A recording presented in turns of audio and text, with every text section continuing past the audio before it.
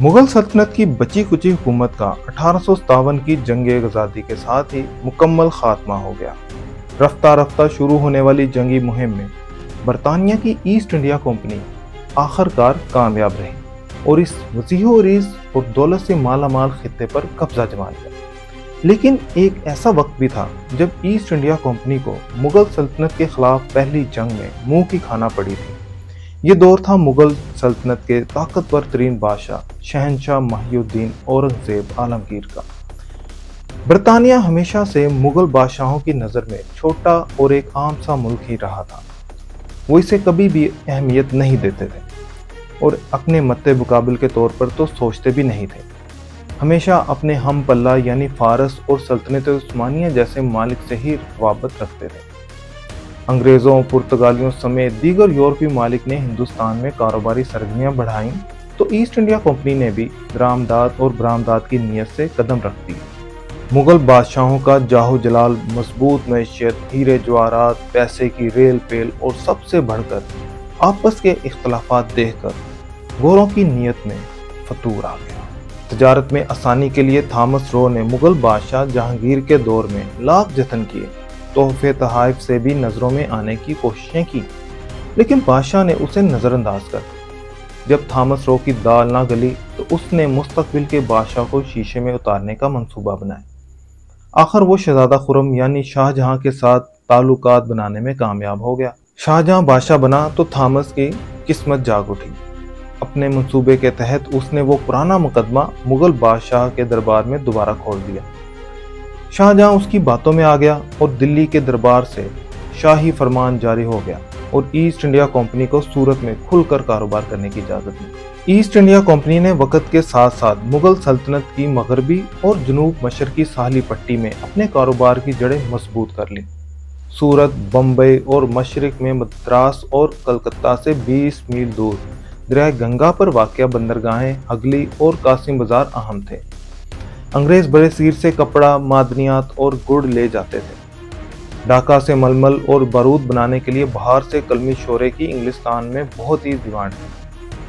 मुगलों और east India company के ताल्लुकात तब खराब हुए जब तजारत के मामले पर मुगल सल्तनत की सख्तियां सामने आईं और अंग्रेजों के दिन का चैन और रात का सुकून बर्बाद हो गया। 1682 में कंपनी ने कारोबार को फैलाने के लिए अपने नुमाइंदे विलियम हेजिस को बंगाल के गवर्नर शाइस्ता खान के पास भेजा ताकि उनसे मुज़ाकरात किए जाएं। 1685 यानी 3 साल बाद कंपनी के सरबराह जोसियाह चाइल्ड ने तमाम बातचीत को गैर मुनासिब अंदाज से ख़त्म करने का ऐलान कर दिया। गवर्नर बंगाल गुस्से में आ गए। जवाब में तजारत के लिए जजिया 2% से बढ़ाकर 3.5% कर दिया। कंपनी ने नए टैक्स को मुस्तरद कर दिया। इंग्लिस्तान में बैठे जोसियाह चाइल्ड ने हिंदुस्तान में मौजूद हुकाम को मुगल बहरी जहाज़ों की नाकाबंदी के अहकाम जारी कर दिए। हुक्म दिया कि मुगलों के बहरी जहाज़ों को लूट लिया जाए, लोगों को गिरफ्तार कर लिया जाए। 1686 में चाइल्ड ने मजीद सिपाहियों को हिंदुस्तान रवाना कर दिया और हदायत की कि हिंदुस्तान में मौजूद फौजियों के साथ मिलकर चिटागांव पर कब्जा जमा लें। जोसियाह चाइल्ड के नाम पर मुगल इंग्लिश पहली जंग को जंग चाइल्ड भी कहा जाता है।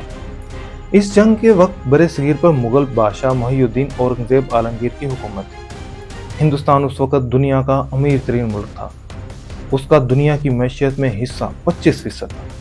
औरंगजेब की हुकूमत काबुल से शुरू होकर बंगाल तक, जबकि शुमाल में मशरक से लेकर तमिलनाडु तक फैली हुई थी। ये चाइल्ड का बचकानापन ही था कि उसने चंद सिपाहियों के साथ 40 लाख मुरब्बा किलोमीटर पर फैली मुगल हुकूमत को ललकार दिया था। वो फौज जिसमें अफगान, दक्कन के सुल्तान, मरहट्टे, सिख सभी शामिल थे। इतनी ताकतवर फौज और मैशियत का अगर आज के अमेरिका से मुआवजा किया जाए तो कम ना होगा। दारुल हुकूमत दिल्ली की फौज तो एक तरफ, सिर्फ बंगाल के सूबेदार शाइस्ता खान के पास फौजियों की तादाद 40,000 से ज्यादा। लंदन से मुगलों के खिलाफ ऐलान जंग हुआ तो बम्बई में ईस्ट इंडिया कंपनी के सिपाहियों ने मुगलों के जहाज़ों में लूट मार शुरू कर दी। खबर दिल्ली तक पहुंची तो बादशाह औरंगजेब आलमगीर के दरबार से बहरी फौज को शाही फरमान जारी हुआ कि गोरों से फौरी हिसाब चुकता किया जाए और उनकी उस कार्रवाई पर छट्टी का दूध याद दिला दिया गया। हुक्म मिलते ही मुगलों के बहरी कमांडर सईद याकूत हरकत में आ गए। ताकतवर बहरी बेड़े की मदद से बम्बई को हिसार में ले लिया। मारूफ इंग्लिश मुसन्निफ अलेक्जेंडर हैमिल्टन उस वक्त बम्बई में मौजूद थे। अपनी किताब में जंग का आंखों देखा अहवाल लिखते हैं कि सईदी याकूत ने 20,000 सिपाहियों के साथ बम्बई के साहली इलाकों पर चढ़ाई कर दी। आधी रात को बड़े तोपखाने के साथ कंपनी की तंसीबात पर गोले दागने लगे। इस बड़े हमले ने अंग्रेजों के उसान खता कर दिए और फिर जान के लाले पड़ गए। बच्चों औरतों ने भागकर किले में पनाह ली। हैमिल्टन के मुताबिक सईदी याकूत ने किले से बाहर कंपनी के इलाके लूट कर वहां मुगल सल्तनत का झंडा लहरा दिया और जो सिपाही मुकाबले के लिए गए उनके सर कलम कर दिए। जो बचे उन्हें जंजीरों में जकड़कर गलियों और बाजारों में निशाने इबरत बना दिया। बम्बई का इलाका इसलिए भी अहम था क्योंकि ये बड़े अरसे से पुर्तगीजियों के कब्जे में था। जब इंग्लिस्तान के बादशाह ने पुर्तगाली शहजादी से शादी की तो ये बंदरगाह जहेज में अंग्रेजों को मिल गई और इन्होंने वहां एक मजबूत किला तामीर करके तजारत शुरू कर दी। रफ्ता रफ्ता ना सिर्फ समुंदर पार से अंग्रेज ताजर, सिपाही, पादरी, उमार और दूसरे हुनरमंद यहाँ आकर आबाद होने लगे, बल्कि बहुत से हिंदुस्तानियों ने भी यहाँ रहायश इख्तियार कर ली और शहर की आबादी तेजी से फैलने लगी। सईदी याकूत ने शहर का 14 माह तवील मुहासरा किए रखा। अब यही आबादी भाग कर किले में पनाहगज़ीन थी और किला सईदी याकूत के निर्गे में था। जल्द ही अशिया फरोनोश खत्म होने लगी। ताउन और दूसरी वबाई बीमारियों ने महसूर अंग्रेजों के लिए परेशानी पैदा कर दी। अमराज और मौसमी हालात में अंग्रेज मरने लगे। अंग्रेजों के लिए एक और परेशानी ये बनी कि कंपनी के मुलाजिम भी सईदी याकूत से मिलने लगे। सईदी याकूत चाहते तो हमला करके किले पर कब्जा जमा लेते, लेकिन उन्हें उम्मीद थी कि जल्द ही अंग्रेज खुद को सरेंडर कर देंगे, इसलिए उन्होंने दूर से ही गोला बारूद पर इत्तफा किया। ये सूरत हाल मुल्क के मशरकी हिस्से में भी पेश आई, जहां बंगाल के सूबेदार शाइस्ता खान के दस्तों ने हगली के मकाम पर ईस्ट इंडिया कंपनी के किले को घेरे में ले लिया और आमदोरफ्त के तमाम रास्ते महदूद कर दिए। बंगाल का मुहासरा तो जल्द ही खत्म हो गया और दोनों फरीकों में सुलह हो गई, लेकिन बम्बई में यह सिलसिला 15 माह तवील हो गया।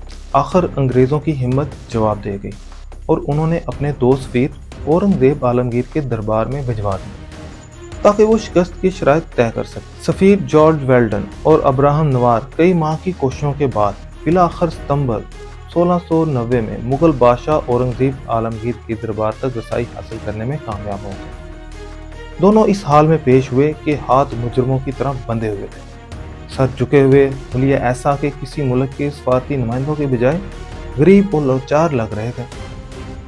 दोनों सफीर मुगल बादशाह के तख्त के करीब पहुंचे तो एक वजीर ने उन्हें फर्श पर लेटने का हुक्म दिया। बादशाह ने मुगल सल्तनत के खिलाफ जंगी मुहाज खोलने पर ईस्ट इंडिया कंपनी की खूब खबर ली। दोनों ने पहले तो गिड़गिड़ाकर ईस्ट इंडिया कंपनी के जराइम का एतराफ़ किया और माफ़ी की दरख्वास्त की। फिर कहा कि उनका जब्त शुदा तजारती लाइसेंस भी फिर से बहाल कर दिया जाए और सईदी याकूत को ऑर्डर किया जाए। उनकी अर्जी इस शरात पर कबूल हुई कि अंग्रेज मुगलों से जंग लड़ने का 1.5 लाख रुपये हर्जाना अदा करेंगे, जो आज के दौर में 45 लाख डॉलर बनता है। आइंदा फरमा बरदारी का वादा करें और बम्बई में ईस्ट इंडिया कंपनी का सदर जोसाया चाइल्ड हिंदुस्तान फौरी छोड़ दें। अंग्रेजों के पास ये तमाम शराइत कबूल करने के अलावा कोई चारा नहीं। वापस बम्बई जाकर सईदी याकूत को औरंगजेब का खत दिया, तब जाकर उसने मुहासरा खत्म किया और किले में बंद अंग्रेजों की जान छूटी। यहाँ ये बात काबिल जिक्र है कि अगर बादशाह औरंगजेब आलमगीर अंग्रेजों को माफ़ी ना देता और उन्हें बम्बई, सूरत, मद्रास और कलकत्ता से बेदखल कर देता तो ईस्ट इंडिया कंपनी कभी भी बरसगीर पर कदम ना जमा पाती और हिंदुस्तान की आज की तारीख बहुत ही मुख्तलिफ होती।